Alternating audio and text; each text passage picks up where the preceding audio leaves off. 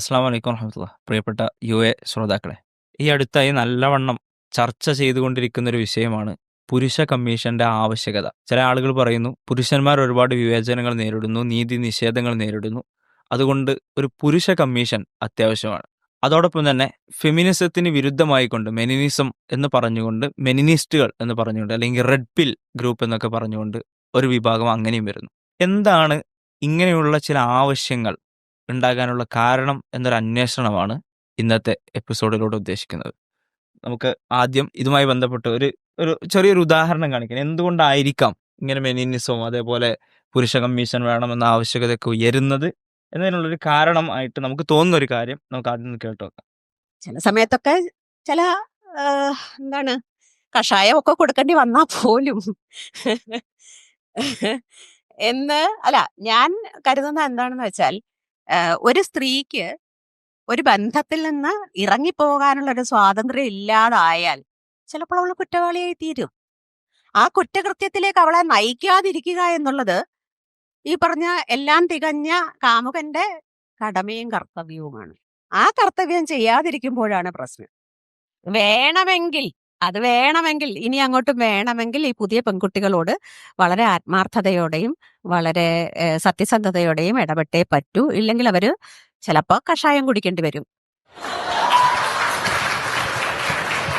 ഇത് ഒരു എഴുത്തുകാരിയാണ്, അറിയപ്പെടുന്ന ഒരു എഴുത്തുകാരിയാണ്. അപ്പോൾ ഏത് വിഷയം എന്നുള്ളത് ക്ലിയർ ആയിരിക്കും. ഒരു ഗ്രീഷ്മ എന്ന് പറഞ്ഞൊരു പെൺകുട്ടി കഷായം കൊടുത്ത് കാമുകനെ കൊന്ന വിഷയത്തിലുള്ള ഒരു കേസാണ് പറയുന്നത്. ആ കേസിൽ ചിലപ്പോൾ കഷായം കൊടുക്കേണ്ടി വരും എന്ന് മാത്രമല്ല, അങ്ങനെ കൊടുക്കേണ്ടുന്ന ഒരു അവസ്ഥ ഇല്ലാതാക്കേണ്ടത് പുരുഷന്റെ ബാധ്യതയാണ് എന്നാണ് പറയുന്നത്. ഇവിടെ ഈ ഒരു ക്രൈം നടന്നു കഴിഞ്ഞിട്ട് ശരിക്കും പറഞ്ഞാൽ കുറ്റവാളിയെ ന്യായീകരിക്കുന്ന, നേർക്കുനേരെ ന്യായീകരിക്കുന്ന രീതിയിലാണ് ഇവിടെ പറയുന്നത് എന്നുള്ളതാണ്. അപ്പോൾ നമ്മൾ വിക്ടിം ബ്ലെയിം അത് കൃത്യമായിട്ട് അക്ഷരാർത്ഥത്തിൽ, അതായത് നമ്മളിപ്പോൾ അതിന്റെ സാഹചര്യങ്ങളെ കുറിച്ച് ചർച്ച ചെയ്യുക എന്നുള്ള അർത്ഥത്തിലോ അങ്ങനെയൊന്നല്ല ഇത് പറയുന്നത്. ഇത് പറയുന്നത് വിക്ടിമായ ആളുടെ ബാധ്യതയായിരുന്നു ഇതിനുള്ള അവസരം, അതായത് അയാൾ കൊല്ലപ്പെടാനുള്ള അവസരം ഉണ്ടാക്കാതിരിക്കൽ അയാളുടെ ബാധ്യതയായിരുന്നു. പിന്നെ അതേപോലെ അത് ചെയ്ത ആള് അത് നിവൃത്തികേട് കൊണ്ട് ചെയ്തതാണ് എന്ന് തോന്നിപ്പിക്കുന്ന രീതിയിൽ, അതായത് ആ ചെയ്ത ആൾക്കൊരു ഉത്തരവാദിത്തം ഇല്ലാത്ത രീതിയിൽ അതൊരു ലഘുവായി കൊണ്ടാണ് ഇവിടെ സംസാരിക്കുന്നത്. ഇത് പൊതുവെ നമ്മൾ ഈ ഒരു ഫെമിനിസ്റ്റ് ആശയക്കാരുടെ ഇടയിൽ കാണുന്ന ഒരു സംഗതിയാണ്. അതായത് സ്ത്രീ എപ്പോഴും യഥാർത്ഥത്തിൽ അവർ പലപ്പോഴും പറയും സ്ത്രീയെ ഏജൻസി ഇല്ലാത്ത ആളുകളായിട്ട് പിന്നെ ആളുകൾ കാണുന്നു എന്നൊക്കെ അവർ പരാതി പറയും. പക്ഷെ യഥാർത്ഥത്തിൽ ഈ ഒരു കേസിൽ അവരാണ് യഥാർത്ഥത്തിൽ സ്ത്രീയെ ഏജൻസി ഇല്ലാത്ത ആളുകളായിട്ട് കാണുന്നത്. അതായത് ഇവിടെ ഗ്രീഷ്മ എന്ന സ്ത്രീക്ക് ഒരു ഏജൻസി ഇല്ല എന്നുള്ള അർത്ഥത്തിലാണ് സംസാരം. അതായത് അവൾക്ക് തീരുമാനമെടുത്ത് ചെയ്യാൻ കഴിയുന്ന ഒരു സംഗതിയല്ല ഈ കൊലപാതകം എന്നുള്ളത്. അവൾ ചെയ്തു പോവുകയാണ്. അല്ലാണ്ട് അവൾക്ക് സ്വന്തമായിട്ട് ഒരു തെറ്റ് ചെയ്യാനുള്ള ഒരു ഇപ്പൊ നമ്മൾ നിയമത്തിന്റെ മുന്നിൽ ഒരാൾ ഉത്തരവാദിയാവുന്ന അയാൾക്കൊരു ഏജൻസി ഉള്ളപ്പോഴാണ്. ഒരു ഒരാൾ ഭ്രാന്തനാണ്, അയാൾ കുറ്റവാളിയാവില്ല, അയാൾ അതിന്റെ പേരിൽ ശിക്ഷിക്കില്ല, കാരണം അയാൾ ആ ഒരു ഏജൻസി ഇല്ല എന്നുള്ളതുകൊണ്ടാണ്. അതുപോലെയാണ് ഇവർ യഥാർത്ഥത്തിൽ പലപ്പോഴും പറയുന്നത്. അതായത് സ്ത്രീക്ക് അങ്ങനെ ഒരു ഏജൻസി ഇല്ല എന്നുള്ള അർത്ഥത്തിൽ. അപ്പോൾ യഥാർത്ഥത്തിൽ ഇവിടെ ഫെമിനിസ്റ്റുകൾ പലപ്പോഴും സ്ത്രീ വിരുദ്ധരാവുക എന്നുള്ളതാണ് നമ്മളിവിടെ കാണുന്നത്. രണ്ടാമതൊന്ന്, ഈ പുരുഷനെ പറ്റി ഇവിടെ പറയുമ്പം ഇപ്പോൾ ക്രിസ്തീയ വിശ്വാസത്തിലുണ്ടല്ലോ ഒരു ആദിപാപം എന്നുള്ള വിശ്വാസം, അതിന് സമാനമായ രീതിയിലാണ് ഇവിടെ പുരുഷനെ അവർ കാണുന്നത് എന്നുള്ളതാണ്. പുരുഷൻ എപ്പോഴും കുറ്റക്കാരനാണ്. അതായത് അവൻ കൊല്ലപ്പെട്ടാൽ പോലും അതും അവന്റെ കുറ്റമാണ്. അവൻ ജന്മനാ കുറ്റക്കാരനാണ്. ജന്മനാ അവൻ എന്തോ ഒരു ആദിപാപം ഉണ്ട് എന്നുള്ളതാണ്. പക്ഷെ നമ്മൾ കാര്യങ്ങൾ വിലയിരുത്തേണ്ട ഇങ്ങനെയൊന്നല്ലല്ലോ. സ്ത്രീയും പുരുഷനും തുല്യരാണെങ്കിൽ അവർ തിന്മ ചെയ്യുന്നതിലും തുല്യരാണ്. അതായത് ഈക്വലി കേപ്പബിൾ ആണ്. തിന്മ ചെയ്യാനും നന്മ ചെയ്യാനും സ്ത്രീകളും പുരുഷന്മാരും തുല്യമായ രീതിയിൽ അവർ കേപ്പബിൾ ആണ് എന്നുള്ളതാണ്. പക്ഷെ അത് അംഗീകരിക്കുന്നില്ല യഥാർത്ഥത്തിൽ ഇത് പലപ്പോഴും നമ്മൾ പറയാറുണ്ട്. ഫെമിനിസത്തെ കുറിച്ച് പറയുമ്പോൾ യഥാർത്ഥത്തിൽ അവർ ഇക്വാലിറ്റി എന്നാണ് പറയുന്നതെങ്കിലും പലപ്പോഴും അവർ പ്രായോഗികമായിട്ട് വരുമ്പം ഒരു സ്ത്രീയുടെ ഒരു സെക്സിസം എന്ന് പറയുന്ന രീതിയിൽ, അതായത് സ്ത്രീക്ക് ഒരു മേൽക്കോയ്മ ഉണ്ട് എന്നുള്ള രീതിയിലാണ് അവർ കാര്യങ്ങൾ അവതരിപ്പിക്കാറുള്ളത് എന്നുള്ളത്. അതിനുള്ള ഒരു ഉദാഹരണമാണ് ഇവിടെ കാണുന്നത്. ഇത് മൊത്തത്തിൽ ഇങ്ങനെ പ്രശ്നങ്ങളെ ഏത് രൂപത്തിൽ സമീപിക്കണം എന്നുള്ളതാണ്. അപ്പൊ അതിൽ ഈ ഫെമിനിസത്തിന്റെ ടൂളുകൾ വെച്ച് സമീപിക്കുമ്പോൾ സ്വാഭാവികമായും സംഭവിക്കുന്ന ഒരു കാര്യമാണ് ഇവിടെ സംഭവിക്കുന്നത്. എല്ലാത്തിനും ഒരു പാട്രിയാർക്കി എന്നുള്ളതിലേക്ക് ഇപ്പൊ ഇവിടെ പറഞ്ഞൊരു സംഭവം ഉണ്ടല്ലോ, അതായത് ഒരു സ്ത്രീയെ സംബന്ധിച്ചിടത്തോളം അവൾക്കൊരു ഏജൻസി ഇല്ല എന്നുള്ള രൂപത്തിൽ പറയുന്നത്. അവിടെ നമ്മളിപ്പോൾ നമ്മുടെ സൈക്കോളജിയിൽ നമ്മൾ പറയുന്ന ഒരു സാധനമുണ്ട്, അതായത് പ്രൊആക്റ്റീവ് ആയിട്ടുള്ള ഒരു ക്യാരക്ടർ, റിയാക്റ്റീവ് ആയിട്ടുള്ള ഒരു ക്യാരക്ടർ. ഇപ്പൊ ഇവിടെ ആ എഴുത്തുകാരി പറഞ്ഞ പ്രകാരം നമുക്ക് മനസ്സിലാവുന്നത് ഗ്രീഷ്മയെ അവർ കാണുന്നത് ഒരു റിയാക്റ്റീവ് ആയിട്ടാണ്. അപ്പോൾ ഒരു പെണ്ണ് കുറ്റം ചെയ്യുമ്പോൾ എപ്പോഴും റിയാക്റ്റീവ് ആയിട്ട് ഒരു കുറ്റം ചെയ്യുള്ളൂ, അല്ല പ്രോ ആക്റ്റീവ് ആയിട്ട് കുറ്റം ചെയ്യൂല. അപ്പോൾ റിയാക്റ്റീവ് ആയിട്ടുള്ള ആളുകളുടെ പ്രത്യേകത എന്ന് പറഞ്ഞാൽ അവരെപ്പോഴും സാഹചര്യങ്ങളെയാണ് ബ്ലെയിം ചെയ്യുക. അവരുടെ ചുറ്റുപാടുകളാണ് അവരങ്ങനെ ഇതിലേക്ക് നയിച്ചത്, കുറ്റകൃത്യത്തിലേക്ക് നയിച്ചതെന്ന് പറഞ്ഞിട്ട് അവരതിനെയാണ് കുറ്റപ്പെടുത്തുക. അവരൊരിക്കലും അത് സ്വന്തം ഉത്തരവാദിത്തം ആയിട്ട് ഏറ്റെടുക്കൂല. അപ്പൊ ഇവിടെ ശരിക്കും ഈ എഴുത്തുകാരി ഫെമിനിസ്റ്റ് ആണെന്ന് പൊതുവെ പുറമെ പറയുന്നുണ്ടെങ്കിലും ശരിക്കും ആ എഴുത്തുകാരി പെണ്ണുങ്ങളിൽ ആരോപിക്കുന്ന എന്താണ്, സ്ത്രീകളിൽ ആരോപിക്കുന്ന എന്താണ്, ഇവരൊക്കെ റിയാക്റ്റീവാണ്. സ്ത്രീകൾ എന്ത് കുറ്റം ചെയ്യുന്നു അതൊക്കെ റിയാക്റ്റീവ് ആയിട്ട് മാത്രം, അല്ല പ്രോ ആക്റ്റീവായിട്ട് അവർ സ്വയം ഗൂഢാലോചനകളിൽ ഏർപ്പെട്ട് അങ്ങനെ ഒന്നും കുറ്റം ചെയ്യൂല എന്നൊരു ധ്വനി ഈ സംസാരത്തിലുണ്ട്. ഇതും ഒരർത്ഥത്തിൽ സ്ത്രീ വിരുദ്ധമായിട്ടുള്ള ഒരു വീക്ഷണമാണ് എന്നുള്ളതാണ്. സ്ത്രീകൾ അതിന് കാപ്പബിൾ അല്ല എന്നുള്ളൊരു രീതിയാണ്. ഇതിലിപ്പോ ഇത് ഈ ഒരു പ്രത്യേകമായ ഒരു ഇൻസിഡന്റിനെ കുറിച്ച് എന്നുള്ളതല്ല, മറിച്ച് ഇങ്ങനെയുള്ളൊരു ചിന്താഗതി ഇപ്പൊ നേരത്തെ പറഞ്ഞല്ലോ, ഒരു പുരുഷന്മാര് ബൈ ഡിഫോൾട്ട് എന്താണ്, അവരൊരു ആദിഭാവത്തോടു കൂടി ജീവിച്ചതാണ്. കാരണം ഈ സൊസൈറ്റി ഒരു ഫുള്ളി പാട്രിയാർക്കൽ ആയിട്ടുള്ള ചരിത്രാതീത കാലം തൊട്ട പാട്രിയാർക്കിയാണ്. അപ്പോൾ പിന്നെ പുരുഷന്റെ മേലെ എന്തുണ്ട്, കുറേ ബേർഡൻസ് ഉണ്ട്. അപ്പോൾ ആ പുരുഷനാണ് എല്ലാത്തിനും ഉത്തരവാദി. ഈവൻ ഒരു പെണ്ണ് ഒരു പുരുഷനെ കൊന്നാൽ പോലും പുരുഷനാ ഉത്തരവാദി. ചിലപ്പം കഷായമൊക്കെ കൊടുക്കേണ്ടി വരും. എന്തിനെ കുറിച്ചാണ് ഈ പറയുന്നതെന്ന് ആലോചിച്ച് നോക്കണം. ഒരാളെ കഷായം കൊടുത്ത് കൊന്നിട്ട് പിന്നെ ആശുപത്രിയിൽ കിടന്നപ്പം അതിന് എന്തെങ്കിലും എന്താ കൊടുത്തതെന്ന് പറഞ്ഞാൽ അതിനുള്ള മറുമരുന്ന് നോക്കാലോ.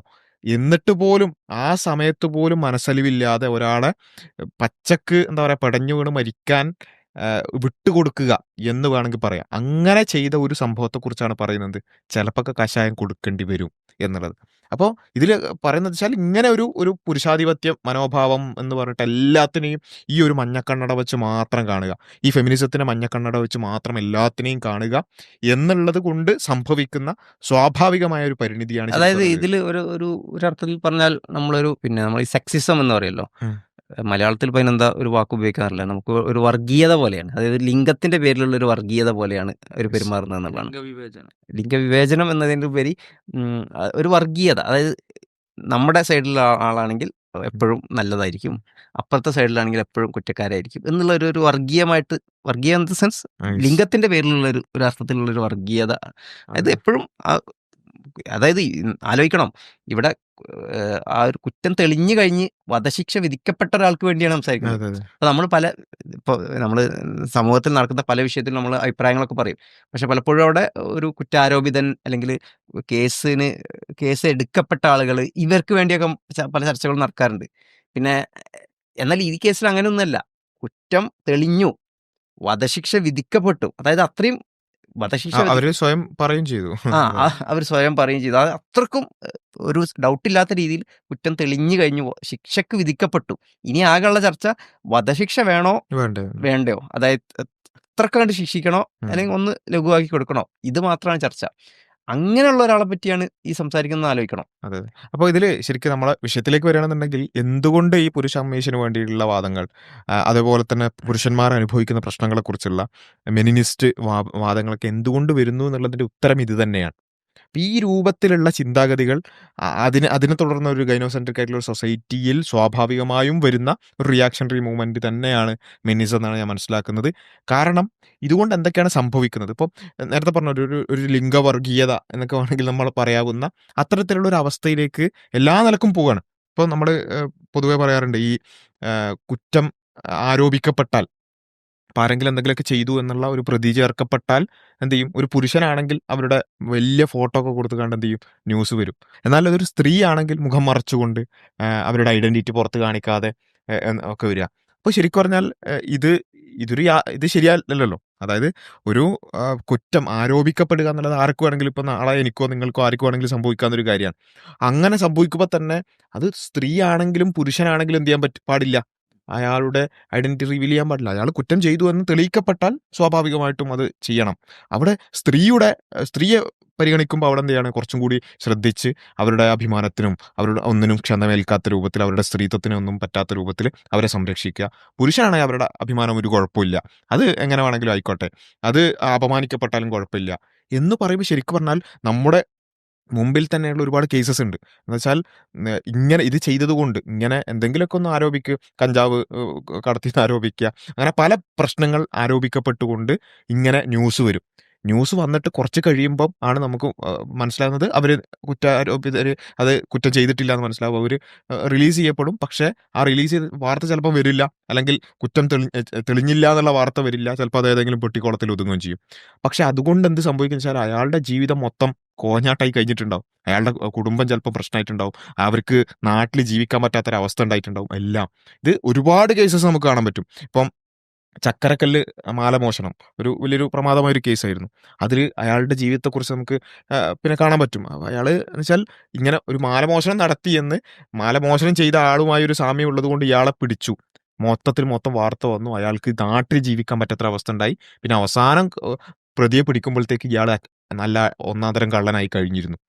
ഐ മീൻ നാട്ടുകാരുടെ മുമ്പിൽ. അപ്പം അയാൾക്ക് പിന്നെ ജീവിതം സാധ്യമല്ല. അതേപോലെ തന്നെയാണ് പലപ്പോഴും ഈ പോക്സോ കേസുകൾ. ഇപ്പോൾ പ്രത്യേകിച്ച് നമ്മുടെ ഇപ്പോഴത്തെ നാട്ടിലുള്ള ഒരു സമീപനം പ്രത്യേകിച്ച് അറിയാലോ. ഈ സ്കൂളുകളിലടക്കം ഏതെങ്കിലും ഒരു അധ്യാപകൻ ഒന്ന് തുറിച്ചു നോക്കിയാൽ അപ്പോഴേക്ക് എന്ത് ചെയ്യാണ്, പെട്ടെന്ന് പോക്സോ കേസ് എന്ന് പറഞ്ഞിട്ട് പെട്ടെന്ന് തന്നെ പോവാണ്. അങ്ങനെ അഭിമാനം നഷ്ടപ്പെട്ട ഒരുപാട് അധ്യാപകർ. യഥാർത്ഥത്തില് ഇവിടെ ഇപ്പൊ ഈ അടുത്ത് ചില മാധ്യമ പ്രവർത്തകർക്കെതിരെ അതെ കേസ് വന്നല്ലോ. അതെ ശരിക്കും അറ്റ്ലീസ്റ്റ് അവരെങ്കിലും ഒരു പാഠം മനസ്സിലായിട്ടുണ്ടാവും. Yes. അതായത് ആ ഒരു ഇതെങ്ങനെയാണ് വരുന്നത് എങ്ങനെയാണ് എന്നുള്ള വരുന്നത്? രീതിയിൽ അവർക്ക് നേരിട്ട് അനുഭവം സംഭവിക്കുമ്പോൾ അതെ.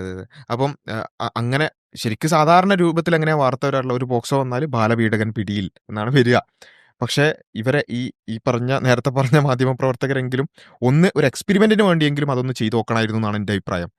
ബാലപീഡകൻ അല്ലെങ്കിൽ കേസെടുത്തു എന്ന് പറഞ്ഞുകൊണ്ട് തന്നെ കൊടുക്കുക. പോക്സോ കൊടുത്താൽ പോരാ, ബാലപീഡനത്തിന് കേസെടുത്തു എന്ന് പറഞ്ഞിട്ട് സ്വന്തം ആ ഒരു പിന്നെ ഫോട്ടോ ഒന്ന് വലുതായിട്ടൊന്ന് 1 മിനിറ്റെങ്കിലും ഒന്ന് ഫ്ലാഷ് അടിച്ചിരുന്നെങ്കിൽ അവർക്കും ബോധ്യപ്പെടുന്നതാണ് എനിക്ക് തോന്നുന്നത്. അപ്പോൾ ഇത് ശരിക്കും പറഞ്ഞാൽ എല്ലാ നിയമങ്ങളും എന്ത് ചെയ്യുന്നുണ്ട്, ദുരുപയോഗം ചെയ്യപ്പെടുന്നുണ്ട്.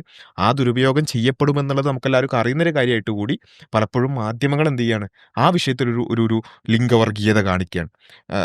പുരുഷനാണെങ്കിൽ അത് കുഴപ്പമില്ല, പുരുഷൻ്റെ അഭിമാനത്തിനൊരു കുഴപ്പമില്ല എന്ന ഒരു സമീപനം കാണുകയാണ്. അതേപോലെ തന്നെയാണ് ഈ വ്യാജ റേപ്പ് കേസുകൾ.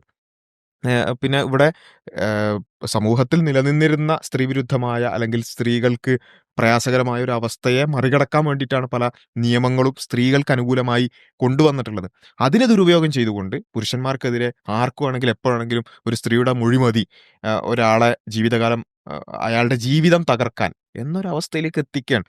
അപ്പോൾ അതൊരു ഭാഗത്ത്. അതേപോലെ തന്നെ ഈ വിവാഹമോചനവുമായിട്ട് ബന്ധപ്പെട്ടുള്ള കേസുകളിൽ, ഈ എലിമണിയുമായിട്ട് ബന്ധപ്പെട്ടുകൊണ്ടുള്ള അത്തരം വിഷയങ്ങളിൽ ഒരു പുരുഷനെ സാമ്പത്തികമായി അവരുടെ അഭിമാനം തകർക്കുന്ന ഇങ്ങനെയുള്ള ഒരുപാട് കാരണങ്ങൾ എന്ത് ചെയ്യാണ് ഇവിടെ ഒരുപാട് ഉണ്ട്.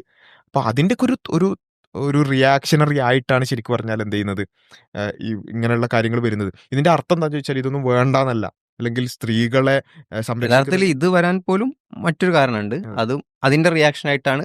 അതായത് സ്ത്രീകൾ യഥാർത്ഥത്തിൽ തന്നെ അനുഭവിക്കുന്ന കുറെ പ്രശ്നങ്ങളുണ്ട്. അപ്പൊ അതിന് ബദലായിട്ടാണ് ഇത്തരത്തിലുള്ള നിയമങ്ങൾ വരുന്നത്. പക്ഷെ ഇത് മറ്റൊരു എക്സ്ട്രീമിലേക്ക് പോവുകയാണ്. പിന്നെ അതിന് റിയാക്ഷൻ ആയിട്ട് ഇപ്പുറത്ത് വേറെ എക്സ്ട്രീം വരികയാണ്. അപ്പൊ ശരിക്കും പറഞ്ഞാൽ നിലനിൽക്കുന്ന പ്രശ്നങ്ങൾ ഉണ്ടെന്നുള്ള കാര്യത്തിൽ ആർക്കും സംശയമില്ല. സ്ത്രീകൾ പ്രയാസങ്ങൾ അനുഭവിക്കുന്നുണ്ട്. ഇപ്പൊ നമ്മൾ ഈ കുറച്ച് എന്താ പറയാ പുറത്ത് കാണുന്ന ഈ ആക്ടിവിസ്റ്റുകളെയും ഫെമിനിസ്റ്റുകളെയും കണ്ടാൽ പോരല്ലോ. സ്ത്രീകൾ എന്ന് പറയുമ്പോൾ നമ്മുടെ മനസ്സിലേക്ക് വരേണ്ടത് അങ്ങേയറ്റം പ്രയാസങ്ങൾ അനുഭവിക്കുന്ന, കുടുംബങ്ങളിൽ പ്രയാസങ്ങൾ അനുഭവിക്കുന്നവർ, അതേപോലെ തന്നെ പലതരത്തിലുള്ള പ്രയാസങ്ങൾ അനുഭവിക്കുന്ന ഒരുപാട് ആളുകൾ നമുക്ക് ചുറ്റിലുണ്ട്. അങ്ങനെയുള്ള ഒരു രാജ്യത്ത് നിന്നുകൊണ്ടാണ് നമ്മൾ സംസാരിച്ചുകൊണ്ടിരിക്കുന്നത്. അപ്പോൾ ആ സ്ത്രീകളെ സംരക്ഷിക്കാൻ നിയമങ്ങൾ ആവശ്യമാണ്. പക്ഷെ ആ നിയമങ്ങളെ എന്ത് ചെയ്യാണ്, കുറച്ചുകൂടി എക്സ്ട്രീമിലേക്ക് പോയി ഒന്നിൻ്റെ ഒരു എക്സ്ട്രീമിലേക്ക് പോകുമ്പോൾ സ്വാഭാവികമായിട്ട് ഒരു റിയാക്ഷണറി വേറെ എക്സ്ട്രീം ഉണ്ടാവും. അപ്പോൾ ഒരു ഫെമിനിസം എന്ന് പറയുന്ന അല്ലെങ്കിൽ ഒരു റാഡിക്കൽ ഫെമിനിസ്റ്റ് എക്സ്ട്രീമിലേക്ക് പോയപ്പോൾ സ്വാഭാവികമായിട്ട് എന്ത് ചെയ്തു, ഒരു മെനിനിസം എന്ന് പറയുന്ന മറ്റൊരു എക്സ്ട്രീം മറുഭാഗത്ത് വരുന്നു എന്നുള്ളതാണ്. അപ്പോൾ ഇവിടെ നമുക്ക് മനസ്സിലാക്കാനുള്ളത് വെച്ചാൽ എന്തിനേയും മനുഷ്യനിങ്ങനെ ഓരോ പ്രശ്നങ്ങൾക്കുള്ള പരിഹാരമായി ഇത്തരത്തിലുള്ള ഓരോ പരിഹാരങ്ങൾ ഉണ്ടാക്കാൻ ശ്രമിക്കുമ്പോൾ അത് മറ്റേ ഈ സീസോ മാതിരി ഒന്ന് താഴ്ത്തും മറ്റതങ്ങോട്ട് പൊന്തും. അത് താഴ്ത്താൻ നോക്കുമ്പോൾ ഇനി ഈ മെനിനിസ്റ്റ് അല്ലെങ്കിൽ പുരുഷ റൈറ്റ് ആക്ടിവിസ്റ്റുകളുടെ ആവശ്യപ്രകാരം നമ്മൾ ഈ സ്ത്രീ അനുകൂലമായ നിയമങ്ങളൊക്കെ മാറ്റി നമ്മൾ കംപ്ലീറ്റ് ഇക്വാളിറ്റി കൊണ്ടുവന്നു വിചാരിക്കുക, സമത്വം കൊണ്ടുവന്നു വിചാരിക്കുക. സമത്വം കൊണ്ടുവന്നാൽ അത് ശരിക്കും ഒരു നീതിവിരുദ്ധമായ ഒരു കാര്യമാവും. തീർച്ചയായിട്ടും വളരെയധികം നീതിവിരുദ്ധമാണ്. കാരണം പലപ്പോഴും ഈ ഇതിലുള്ള മെൻസ് റൈറ്റ് അതിലും പല സ്റ്റാൻഡ് ഉണ്ട്. പക്ഷെ അതിൽപ്പെട്ട റാഡിക്കൽസ് ആയിട്ടുള്ള എല്ലാ നിയമങ്ങളും ജെൻഡർ ഈക്വൽ ആക്കണം എന്നുള്ള രീതിയിലാണ്. ഉദാഹരണത്തിന് ഇപ്പം നമ്മുടെ നാട്ടിലൊക്കെ ആ ഒരു ട്രഡീഷണൽ കാഴ്ചപ്പാടിൽ തന്നെ പുരുഷനെ സംബന്ധിച്ചിടത്തോളം സ്ത്രീക്ക് സംരക്ഷണം നൽകാൻ, ചെലവിന് നൽകാനുള്ള ബാധ്യതയുണ്ട്. ഇത് ന്യായമാണ്, ഇത് ചരിത്രപരമായിട്ട് ന്യായമാണ്, ഇത് സ്ത്രീയുടെ അവകാശം തന്നെയാണ്, ഇസ്ലാമിൻ്റെ കാഴ്ചപ്പാടിൽ ഇത് സ്ത്രീയുടെ അവകാശമാണ്. അപ്പോൾ ഇതുപോലും വേണ്ട എന്നുള്ളിടത്തേക്ക് അതിൽ പോലും തുല്യത, എല്ലാത്തിലും തുല്യത എന്ന് പറയുന്ന യഥാർത്ഥത്തിൽ ഇത് ഒരർത്ഥത്തിൽ ഫെമിനിസ്റ്റുകളും മെനിസ്റ്റുകളും ഇക്കാര്യത്തിൽ ഒരുപക്ഷെ തുല്യ അഭിപ്രായമായിരിക്കും. പക്ഷെ ഇസ്ലാമിൻ്റെ കാഴ്ചപ്പാട് മറ്റൊന്നാണ്. അപ്പോൾ അങ്ങനെ അതൊക്കെ വളരെ സ്ത്രീവിരുദ്ധമായിട്ട് വരും. അപ്പോൾ അങ്ങനെ സ്ത്രീക്കും പുരുഷനും ഒരേ സമയം ബുദ്ധിമുട്ടുകൾ കൂടുക എന്നുള്ളത് തന്നെയാണ് ഇത്തരത്തിലുള്ള എക്സ്ട്രീം ആശയങ്ങൾ കൊണ്ട് സംഭവിക്കുക എന്നുള്ളത്. ഈ തുല്യത എന്ന് പറയുന്ന ഒരു കാര്യം, തുല്യത ശരിക്കും പറഞ്ഞാൽ ഇവിടെയുള്ള സ്ത്രീകൾ അല്ലെങ്കിൽ ഈ മെൻസ്ട്രൈസ്ഡ് ആക്ടിവിസ്റ്റുകൾ ശരിക്കും പറഞ്ഞാൽ തുല്യത വരുമ്പം നമ്മൾ ആ തുല്യതയെ എതിർക്കാൻ, നമ്മളെന്ന് വെച്ചാൽ പൊതുസമൂഹം മൊത്തത്തിൽ തുല്യതയെ എതിർക്കാനുള്ളൊരു കാരണം എന്താ വെച്ചാൽ ഇവിടെ വേറെ ചില കാര്യങ്ങൾ നമ്മൾ ജസ്റ്റ് ഒരു പുരുഷ കേന്ദ്രീകൃതമായി മാത്രം ചിന്തിക്കുകയാണെന്ന് വിചാരിക്കുക. അപ്പോൾ നമ്മൾ പുരുഷന്മാരാണ്, നമുക്ക് കുറച്ചും കൂടി റിലേറ്റ് ചെയ്തിട്ട് നമ്മളെല്ലാവരും ആലോചിക്കുകയാണ്, ശരിയാണല്ലോ ഇത് ഭയങ്കര പ്രശ്നമാണ്. കാരണം നമ്മളിപ്പോൾ നാളെ നമുക്കെതിരൊരു റേപ്പ് കേസ് വന്നാൽ അല്ലെങ്കിൽ ഒരു എന്ത് വന്നാൽ നമ്മൾ ഇവിടെ പ്രശ്നമാവുകയാണല്ലോ. നമുക്കൊരു റേപ്പ് കേസ് വേണ്ട, എന്ത് കേസ് വന്നാലും ഏതെങ്കിലും ഒരാൾ പരാതി കൊടുത്താൽ അപ്പം തന്നെ നമ്മുടെ ഫോട്ടോ നാളെ പത്രത്തിൻ്റെ ഫ്രണ്ട് പേജിൽ വരാം, അതൊരു സംശയമൊന്നുമില്ല. ഇതിങ്ങനെ നമ്മൾ ആലോചിച്ചിട്ട് ഒരു പുരുഷ കേന്ദ്രീകൃതമായി മാത്രം ചിന്തിച്ചാൽ ശരിക്കും നമുക്ക് മെൻസ് റൈറ്റ് ആക്ടിവിസ്റ്റ് ആവാതിരിക്കാനുള്ള ന്യായങ്ങളൊന്നുമില്ല. കാരണം അതിനുള്ള ഒരുപാട് കാരണങ്ങൾ ഇവിടെ ഉണ്ട് എന്നുള്ളതാണ്. അതായത് സമൂഹത്തിൽ കുറെ പ്രശ്നങ്ങളുണ്ട്. അപ്പോൾ ആ പ്രശ്നങ്ങളെ പരിഹരിക്കാൻ വേണ്ടിയിട്ട് ഫെമിനിസ്റ്റുകൾ പറഞ്ഞു തുല്യതയാണ് പരിഹാരം, എല്ലാം തുല്യം, ഈക്വൽ, സമാസമം, അങ്ങനെ തുല്യതാണ് പരിഹാരം എന്ന് പറഞ്ഞു. അപ്പോൾ മിനിസ്റ്റുകൾ പറയുന്നു ഓക്കെ എന്നാൽ പിന്നെ തുല്യതാക്കാം, എല്ലാത്തിനും തുല്യതാക്കാം. അപ്പോൾ അത് പറയുമ്പോൾ വീണ്ടും കുറെ പ്രശ്നങ്ങൾ സൃഷ്ടിക്കപ്പെടുകയാണ് ചെയ്യുക.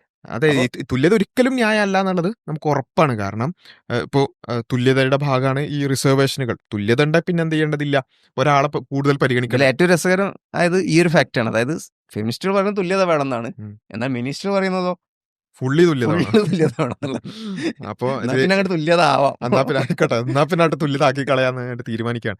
അപ്പൊ ഇതില് തുല്യത വരുമ്പോ പ്രശ്നം എന്ന് വെച്ചാൽ റിസർവേഷനുകൾ പോവും.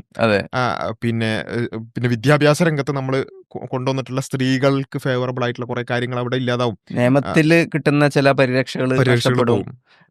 സ്ത്രീയുടെ ഉദാഹരണത്തിന് ഒരു റേപ്പ് നടന്നു കഴിഞ്ഞാൽ ആ ഒരു സ്ത്രീയുടെ മൊഴിക്ക് അവിടെ കിട്ടുന്ന ഒരു വില ഉണ്ട്. അതേപോലെ പുരുഷനും പോയിട്ട് എനിക്ക് റേപ്പ് നടന്നു എന്ന് അവകാശപ്പെടാം. അങ്ങനെ ഗാർഹിക പീഡനത്തിന്റെ വിഷയത്തിൽ അങ്ങനെ ഒരുപാട് വിഷയങ്ങളിൽ എന്താ വെച്ചാൽ ഇതില് നമ്മളിങ്ങനെ ഈ തുല്യത വെച്ച് മാത്രം നമ്മൾ ആദ്യം തീരുമാനിക്കണം. ഇത് കാണുന്ന ആണാണെങ്കിലും പെണ്ണാണെങ്കിലും തീരുമാനിക്കുന്നത് വെച്ചാൽ നമ്മളെ ഏത് പ്ലാറ്റ്ഫോമിലാണ് നിൽക്കുന്നത് എന്നുള്ളതാണ്. നമ്മുടെ തുല്യതയാണ് ശരി, തുല്യത മാത്രമാണ് ശരി. തുല്യത ശരിയാണ്, ചില സമയങ്ങളിൽ തുല്യത ആവശ്യമാണ്, തുല്യത നന്മയാണ്. പക്ഷെ തുല്യത എന്നുള്ളത് മാത്രമാണ് നമ്മൾ പരിഗണിക്കുന്നത്. യഥാർത്ഥത്തിൽ അവിടെ തുല്യത ഒരു വാല്യൂവിലുള്ള തുല്യത, ഒരു മൂല്യം, സ്ത്രീ ആയാലും പുരുഷനായാലും മനുഷ്യൻ എന്നുള്ള അർത്ഥത്തിൽ അവർക്കുള്ള ഒരു മൂല്യം, അതിൽ തുല്യത ഉണ്ട്. അല്ലെങ്കിൽ ഇതല്ലാണ്ട് ഇത് തുല്യത എന്ന് പറയുമ്പോൾ എല്ലാ നിലക്കുള്ള തുല്യത. അപ്പോൾ അങ്ങനെ എല്ലാ നിലക്കുമുള്ള തുല്യത എന്നതിലാണ് നിങ്ങളെ പ്ലേസ് ചെയ്യുന്നതെങ്കിൽ, നിങ്ങളുടെ മനസ്സ് ഇപ്പോഴുള്ളത് എല്ലാ നിലക്കുള്ള തുല്യത എന്നുള്ളതിലാണെങ്കിൽ നിങ്ങൾക്ക് ഈ മെൻസ് റൈറ്റ് ആക്ടിവിസ്റ്റുകളെ എതിർക്കാൻ ഒരു ന്യായവും ഇല്ല. കാരണം അവർ പറയുന്നതും തുല്യതയാണ്, അവർ എല്ലാ നിലക്കും തുല്യത ആക്കി കളയാം എന്നാണ് പറയുന്നത്. അവിടെയാണ് നമ്മൾ പറയുന്നത് ചില സമയങ്ങളിൽ തുല്യത അനീതിയായി മാറും. കാരണം എന്താ വെച്ചാൽ ഇപ്പം പുരുഷനും സ്ത്രീയും തമ്മിൽ വ്യത്യാസങ്ങൾ ഉണ്ടെന്നുള്ളതൊരു യാഥാർത്ഥ്യമാണ്. അതിൽ പ്രത്യേകിച്ചും ശാരീരിക ക്ഷമത കൂടുതൽ പുരുഷനാണ്. അങ്ങനെ ആ ശാരീരിക ക്ഷമത കൂടുതൽ പുരുഷൻ പല സ്ഥലത്തും എക്സ്പ്ലോയിറ്റ് ചെയ്യാൻ സാധ്യതയുണ്ട്, അല്ലെങ്കിൽ അത് കുറച്ച് ചൂഷണം ചെയ്യാൻ സാധ്യതയുണ്ട്. അവിടെ അങ്ങനെ ഒരു പുരുഷൻ അത്തരത്തിലുള്ള സാധ്യതകൾ ഉണ്ടാകുമ്പോൾ മറുഭാഗത്ത് സ്ത്രീയെ അവിടെ പ്രൊട്ടക്ട് ചെയ്യാൻ ചില നിയമപരിരക്ഷകൾ ആവശ്യമായിട്ട് വരും. അപ്പോൾ ആ നിലക്കാണ് എന്ത് ചെയ്തിട്ടുള്ളത്, തുല്യമല്ലാത്ത ചില നിയമങ്ങൾ ഉണ്ടായിട്ടുള്ളത്. അപ്പോൾ തുല്യതക്ക് വേണ്ടി വാദിക്കുകയാണെങ്കിൽ നമ്മൾ എന്ത് ചെയ്യേണ്ടി വരും, ഇതൊക്കെ അങ്ങോട്ട് ഒഴിവാക്കി ചെയ്യേണ്ടി വരും റിസർവേഷനുകൾ. ഇപ്പോൾ എഡ്യൂക്കേഷൻ വിഷയത്തിൽ ഞാനത് പറഞ്ഞത്, ചരിത്രപരമായി തന്നെ സ്ത്രീകൾ എന്ത് ചെയ്തിട്ടുണ്ട്, ന്യായമല്ലാത്ത ചില അടിച്ചമർത്തലുകൾ എഡ്യൂക്കേഷനുമായിട്ട് ബന്ധപ്പെട്ടുകൊണ്ട് പല കാരണങ്ങൾ കൊണ്ടായിരിക്കാം അങ്ങനെ ഉണ്ടായിട്ടുണ്ട്. അപ്പം അതിൽ നിന്നും അവരൊന്ന് മുന്നോട്ടേക്ക് കൊണ്ടുവരിക എന്നുള്ള അർത്ഥത്തിലാണ് റിസർവേഷനുകളും മറ്റ് പദ്ധതികളൊക്കെ കൊണ്ടുവന്നിട്ടുള്ളത്. തുല്യതയാണെന്നുണ്ടെങ്കിൽ അതൊന്നും ഇല്ലാത്തൊരവസ്ഥ ഉണ്ടാവും. അപ്പോൾ നമ്മൾ നിൽക്കുന്ന സ്റ്റാൻഡ് ഏതാണ്, തുല്യത എന്നുള്ളതിലാണോ നമ്മൾ ബേസ് ചെയ്തിരിക്കുന്നത്, അല്ല നീതി എന്നുള്ളതിലാണോ എന്നുള്ളതൊക്കെ അവിടെ ഒരു പ്രധാന വിഷയമായി വരും എന്നുള്ളതാണ്. അപ്പോൾ ഇതിലൊക്കെ നമുക്ക് മനസ്സിലാവുന്നത് വെച്ചാൽ നമ്മൾ ഏതെങ്കിലും ഒരു എക്സ്ട്രീമിലേക്ക് പോയാൽ, നമ്മൾ മനുഷ്യന്മാർ ചിന്തിച്ച് അപ്പോൾ ഈ എന്തായാലും സ്ത്രീ സ്വന്തമായിട്ടൊരു ഐഡിയോളജി മനുഷ്യന്മാരുണ്ടാക്കിയാൽ എങ്ങനെ വന്നാലും അതിന്റെ ഒരു എക്സ്ട്രീമിലേക്ക് പോകും. അതായത് അത് തുടങ്ങുമ്പോൾ വളരെ മനോഹരമായിട്ടുള്ള ആപ്തവാക്യങ്ങളൊക്കെ ആയിരിക്കും പറയുക, പക്ഷെ അത് കുറച്ചുനാൾ കഴിയുമ്പോൾ അതിന്റെ ഒരു പ്രശ്നം നമുക്ക് മനസ്സിലാവും എന്നുള്ളതാണ്. പക്ഷെ ഇവിടെയാണ് നമ്മൾ ഇസ്ലാമിന്റെ ഒരു ദൈവികമായിട്ടുള്ള ഒരു മാർഗനിർദ്ദേശത്തിന്റെ ഒരു പ്രസക്തി നമ്മൾ കാണുന്നത്. അപ്പം നമ്മൾ 1400 വർഷം കഴിഞ്ഞിട്ടും ഇന്നും ഹോട്ട് ടോപ്പിക് ഇസ്ലാമാണ്. വിമർശിക്കാനാണെങ്കിലും ഇപ്പൊ കേരളത്തിൽ തന്നെ ഒരുപാട് വിമർശകരുണ്ട്. അവർ വിമർശിക്കുന്നു, അതിന് മറുപടികൾ വരുന്നു. ഇപ്പോഴും ഹോട്ട് ടോപ്പിക് ഇസ്ലാമാണ്. അതായത് ഇന്നലെ വന്ന ഒരു പ്രത്യയശാസ്ത്രം പോലെ, അതായത് ഏറ്റവും ട്രെൻഡിങ് ആയിട്ട് വന്ന ഒരു സാധനം ആളുകൾ പെട്ടെന്ന് വരുമ്പോൾ ഉണ്ടാവുമല്ലോ, അതിന്റെ ഒരു പോളറൈസേഷൻ ഉണ്ടാവുമല്ലോ, എതിർത്തും അനുകൂലിച്ചും. ആ ഒരു ഫ്രഷ്നെസ്സിൽ ഇസ്ലാം ഇന്നും ചർച്ച ചെയ്തുകൊണ്ടിരിക്കുകയാണ് 1400 വർഷം കഴിഞ്ഞു. അതിന് കാരണം എന്താ വെച്ചാൽ ഇതിൽ എന്തുണ്ട്, ഇതിപ്പോ സാധാരണ എല്ലാവരും ഒരു ഭയങ്കര ഒരു ഇടങ്ങേറ് പോലെ പറയും, എന്ത് വിഷയം ഉണ്ടായാലും അതിൽ ഇസ്ലാം എങ്ങനെ വരുന്നത് നിങ്ങൾക്ക് മനസ്സിലാവുന്നില്ല. ഒരു സ്ത്രീയും പുരുഷനും തമ്മിലുള്ള വ്യത്യാസം വന്നാൽ അതിലും ഇസ്ലാം, അല്ലെങ്കിൽ നിയമങ്ങളുടെ എല്ലാത്തിലും. കാരണം ഇസ്ലാമിൽ എല്ലാത്തിലും ഒരു സ്റ്റാൻഡ് ഉണ്ട്. അതിൽ ഈ പറഞ്ഞ രണ്ട് എക്സ്ട്രീമുകൾക്കും മിഡിൽ ആയിക്കൊണ്ടാണ്. വെച്ചാൽ ഫെമിനിസമോ മെനിനിസമോ കംപ്ലീറ്റ്ലി ഇക്വാളിറ്റിയിൽ മാത്രം ബേസ് ചെയ്തുകൊണ്ട് മെനിനിസം അതിന് അതിൻ്റെതായ പ്രശ്നങ്ങളുണ്ട്. അതേപോലെ തന്നെയാണ് ഫെമിനിസത്തിന് അതിൻ്റെതായ പ്രശ്നങ്ങളുണ്ട്. ഫെമിനിസത്തിന്റെ പ്രശ്നങ്ങളാണ് ഇപ്പം നമ്മൾ അനുഭവിച്ചുകൊണ്ടിരിക്കുന്ന ഈ മെൻസ് റൈറ്റ് ആക്ടിവിസ്റ്റുകളുടെ ഉയർച്ചയിലേക്ക് അടക്കം എത്തിച്ചിട്ടുള്ളത്. പല ആളുകളും ഇപ്പോൾ ജപ്പാനിലൊക്കെ മിക്ടോ മൂവ്മെന്റ്, ജപ്പാൻ മാത്രം പല സ്ഥലങ്ങളിലായിട്ട് മിക്ടോ movement, men going their own way, അങ്ങനെ ഞങ്ങളെ പോയിക്കോളാമെന്ന് പുരുഷന്മാർ പറയുകയും അവിടെ സ്ത്രീകൾക്ക് അത് വലിയ പ്രയാസമാവാനും കാരണം ഈ റാഡിക്കൽ ഫെമിനിസം കൊണ്ടാണ്. അപ്പോൾ അതിനുള്ള റിയാക്ഷൻസ് ആയിട്ട് ഇങ്ങനെ ഉണ്ടാവും. അവിടെയാണ് നമ്മൾ പറയുന്നത്, ഇങ്ങനെയുള്ള ഈ എക്സ്ട്രീമുകളിലേക്ക് പോകുന്നതിന് അപ്പുറത്തേക്ക് ഒരു പുരുഷൻ മാത്രമായി ചിന്തിക്കുക, സ്ത്രീ മാത്രമായിട്ട് ചിന്തിക്കുക, സ്ത്രീ കേന്ദ്രീകൃതമായി മാത്രം ചിന്തിക്കുക, പുരുഷ കേന്ദ്രീകൃതമായി മാത്രം ചിന്തിക്കുക എന്നുള്ളതിനപ്പുറത്ത് സ്ത്രീയെയും പുരുഷനെയും സൃഷ്ടിച്ച സട്ടാവ്. കാരണം പുരുഷന് ചില ശാരീരിക ക്ഷമതയും മറ്റ് ചില പ്രത്യേകതകളും ഉണ്ട് എന്ന് അറിയുന്നത് സട്ടാവാണ്. അതേപോലെ സ്ത്രീയെ സംബന്ധിച്ചിടത്തോളം അവരുടെ ഇമോഷണൽ ഇന്റലിജൻസും അതുമായി ബന്ധപ്പെട്ടുകൊണ്ട് സ്ത്രീക്കുള്ള കുറച്ച് അപ്പർ ഹാൻഡ്സ് ഉണ്ട്. സ്ത്രീകൾക്ക് കുറച്ച് പുരുഷനെ കമ്പയർ ചെയ്യുമ്പോൾ കുറച്ച് കുറവുള്ളതുണ്ട്, കൂടുതലുള്ളതുമുണ്ട്. ഇതെല്ലാം അറിയുന്ന പടച്ചോൻ എന്ത് ചെയ്തിട്ടുണ്ട്, കൃത്യമായ മാർഗ്ഗനിർദ്ദേശം തന്നിട്ടുണ്ട്. ഈ പറഞ്ഞ നമ്മൾ സാധാരണ പറയാം ലെഫ്റ്റിലേക്കോ റൈറ്റിലേക്കോ പോകാതെ നമുക്ക് നേരെ പോകാന്ന് പറയുന്നത് പോലെ ഈ ഫെമിനിസത്തിലേക്കോ മെനിസത്തിലേക്കോ പോകാതെ ആണിനെയും പെണ്ണിനെയും സൃഷ്ടിച്ച മനുഷ്യപക്ഷത്ത് നമുക്ക് മുന്നോട്ട് പോകാൻ പറ്റും. അതിന് ആദ്യം വേണ്ടത് വെച്ചാൽ ഈ എക്സ്ട്രീം, നിങ്ങളൊരു ഫെമിനിസ്റ്റ് ആയിക്കൊണ്ട് നിങ്ങൾക്ക് ഒരിക്കലും എന്ത് ചെയ്യാൻ പറ്റൂല, ഈ മെനിനിസത്തെ എതിർക്കാൻ പറ്റില്ല. കാരണം ഫെമിനിസം ഉണ്ടാക്കി വെച്ച ആ ബേസിൽ നിന്നുകൊണ്ടാണ് അവർ മെനിനിസം പറയുന്നത്. ഫെമിനിസം ഉണ്ടാക്കി വെച്ച ആ ഇക്വാളിറ്റിയാണ് എല്ലാം എന്ന് പറയുന്ന അതിൻ്റെ മേലെ നിന്നുകൊണ്ടാണ് മെനിനിസം പറയുന്നത്. അപ്പോൾ ഫെമിനിസത്തിൻ്റെ പ്ലാറ്റ്ഫോമിൽ നിന്നുകൊണ്ട് നിങ്ങൾക്ക് എന്ത് ചെയ്യാൻ പറ്റില്ല, മെനിനിസത്തെ എതിർക്കാൻ പറ്റും. എതിർക്കുമ്പോൾ നേരത്തെ പറഞ്ഞ മാതിരി കഷായത്തെ അടക്കം ന്യായീകരിക്കേണ്ടി വരുന്നത് അതുകൊണ്ടാണെന്നുള്ളതാണ് മനസ്സിലാക്കുന്നത്. ഇവിടെ മെനിനിസം എന്ന് പറയുന്ന ഒരു ആശയം ഉണ്ടാകാനുള്ള കാരണത്തെക്കുറിച്ച് കുറച്ച് കാര്യങ്ങൾ സൂചിപ്പിച്ചു. എന്തുകൊണ്ടാണ് പുരുഷ കമ്മീഷൻ ആവശ്യമാണ് എന്ന് ചില ആളുകൾ വാദിക്കുന്നത് എന്നതിനെക്കുറിച്ചൊക്കെ സൂചിപ്പിച്ചു. എന്താണ് അതിൻ്റെ കാരണങ്ങൾ, അതിൻ്റെ ചില ഉദാഹരണങ്ങളൊക്കെ ഇവിടെ പറഞ്ഞു കഴിഞ്ഞു. ഏതായാലും നമുക്ക് മനസ്സിലാക്കുന്നത് ഇപ്പം മെനിനിസവും ഫെമിനിസവും ഒക്കെ ഒരേ അടിസ്ഥാനത്തിൽ നിന്നാണ് വരുന്നത്. രണ്ട് വിരുദ്ധ ധ്രുവങ്ങളിലാണ് ഉള്ളത് എങ്കിലും എന്നാൽ അതിന് ചില പ്രശ്നങ്ങളുണ്ട്. അതിൻ്റെ പ്രധാനപ്പെട്ട ഒരു കാരണം എന്ന് പറഞ്ഞാൽ അതെല്ലാം മനുഷ്യനിർമ്മിതമാണ്. മനുഷ്യനിർമ്മിതമായ സാമൂഹിക പ്രശ്നങ്ങൾക്കുള്ള മനുഷ്യനിർമ്മിതമായ പരിഹാരങ്ങളാണ്. എന്നാൽ അതുകൊണ്ട് തന്നെ അത് കൂടുതൽ പ്രശ്നങ്ങൾ ഉണ്ടാക്കുന്നു എന്നതാണ് നമ്മൾ രത്ന ചുരുക്കമായിട്ട് പറഞ്ഞു വെച്ചത്.